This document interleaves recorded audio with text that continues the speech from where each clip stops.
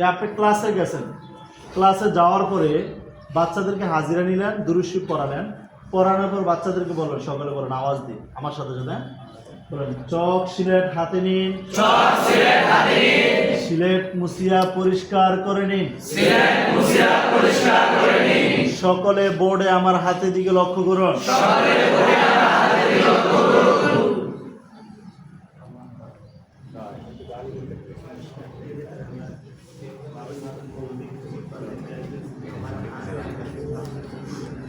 আপনাদের সিলেটের মাঝখানে সুন্দর করে এইভাবে একটা লিখুন, লেখছেন?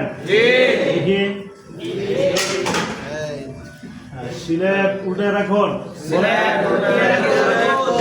উল্টে রাখুন, সকলে আমার সাথে সাথে বলুন, এটার নাম মিম, এটার নাম মিম, এটার নাম মিম, এটার নাম মিম, মিম, মিম, মিম, মিম, মিম, মিম, মিম, মিম, মিম। মিম, দেখি ছেলেরা বলো তো এটার নাম কি? মিম, মেয়েরা বলো মিম, একসাথে মিম, আওয়াজ দিয়ে, মিম, জোর হয় না, মিম, আরো জোরে মিম। বোর্ডে তাকান, তাকাইছেন? জি। আপনার লেখবেন না পড়বেন না, দেখেন আমি কি করি, বোর্ডে তাকাও।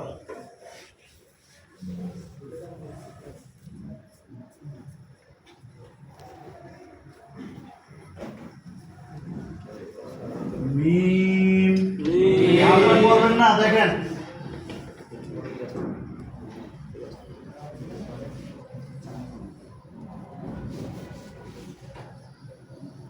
মিম, মিম,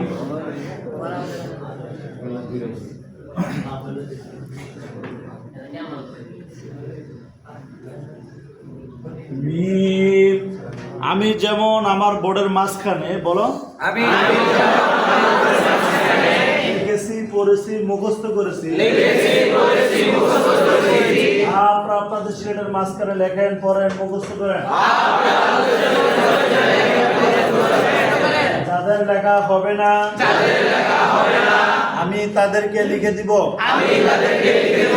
আমার লেখা মুছিয়া ফেলিলে, আমার লেখা মুছিয়া ফেলিলে চকলেট দেওয়া হবে না, চকলেট দেওয়া হবে না, অথবা বেত্রাঘাত করা হবে। অথবা বেত্রাঘাত করা হবে। এখন বাচ্চা লেখবো, পড়বো, আপনার কাজ হচ্ছে হাইটাইটা যে বাচ্চা লেখাটা হচ্ছে না তারা লিখে দিবেন। ছেলে হলে বাবা বলে ডাক দিবেন যে বাবা আব্দুল্লাহ দেখো এই জোসটা ধরলাম, এই। আর মেয়ে হইলে বলবেন আম্মু, মা মরিয়ম অথবা দেখো আম্মু দেখো এই যে ধরলাম, এই। এভাবে হাইটাইটা কি করবেন, লেখা দেবেন। লেখা দেওয়া শেষ, আপনি কিছুক্ষণ বিশ্রাম নেবেন। কিছুক্ষণ কি করবেন, বিশ্রাম নেবেন। বিশ্রাম নেবেন। বিশ্রাম বলতে কি 2-1 মিনিট আর ঘুমাইবি না, বিশ্রাম 2-1 মিনিট চেয়ারে বসবেন। যখন দেখবেন আস্তে আস্তে আওয়াজ কমে আসতেছে, হঠাৎ বাড়ি দিবেন কোন একটা কিছু দিতে। দেওয়ার পর বলবেন সকলে সিলেট দেখান, যার যে অবস্থা দেখান, সবাই দেখান। এখন বাচ্চাদেরকে উৎসাহ দিবেন, বলেন মাশাআল্লাহ, অনেক সুন্দর হয়ে আছে, অনেক সুন্দর হইয়াছে। আরো সুন্দর করে লেখার চেষ্টা করিতে হইবে।